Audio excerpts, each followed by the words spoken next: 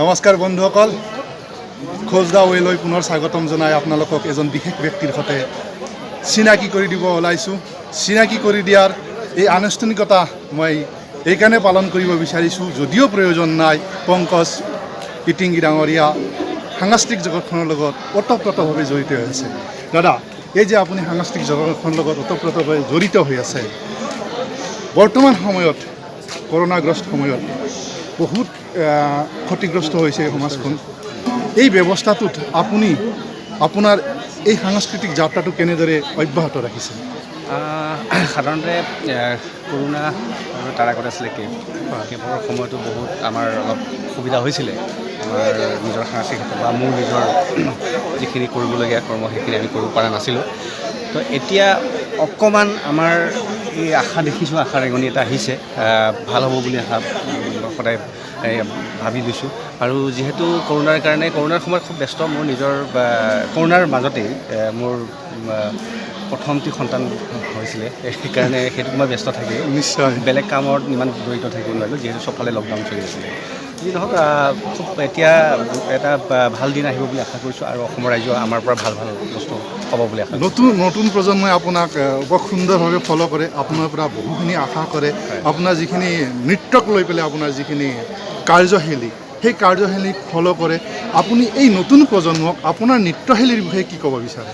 আচলতে মোৰ যিটো এতিয়া ধৰক মোৰ লাইন, মোৰ যিটো প্ৰফেশ্যন, হয়, পেচা, সেইটো হৈছে কোৰিঅ'গ্ৰাফী বা ডান্সৰ ক্ষেত্ৰত। আমি সদায় এটাই ভাবোঁ, আমি যেতিয়া ডান্সৰ লগত জড়িত থাকোঁ, আমাৰ সদায় কৰ্মৰত যিটো থাকে তাৰ ওপৰতে আমাৰ ঘৰৰে কাম হওক, কিবা হওক, তাৰ ওপৰতে ভিত্তি কৰি আমি কিছুমান নৃত্য আমি কৰোঁ বা সমাজৰ বাস্তৱ ছবি এখন প্ৰতিশ্ৰুতি কৰি ধৰি ৰাখিব।